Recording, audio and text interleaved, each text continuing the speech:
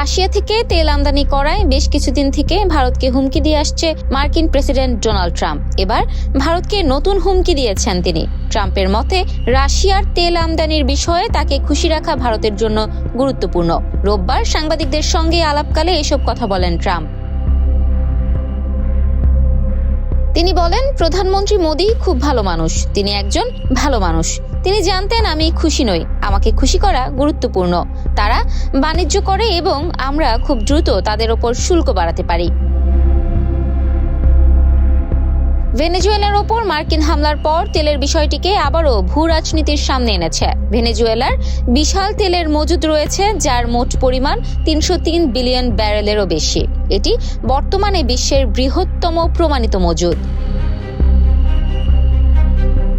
সম্প্রতি ট্রাম্প এবং মোদির মধ্যে টেলিফোনে কথোপকথন হয়েছে। উভয় নেতা চলমান শুল্ক সম্পর্কিত উত্তেজনা সত্ত্বেও দ্বিপাক্ষিক বাণিজ্যের গতি বজায় রাখার গুরুত্বের ওপর জোর দিয়েছেন।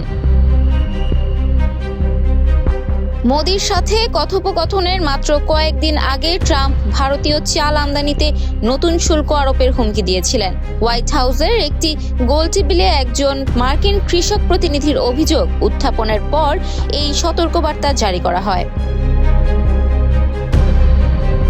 Desk report, campus Times.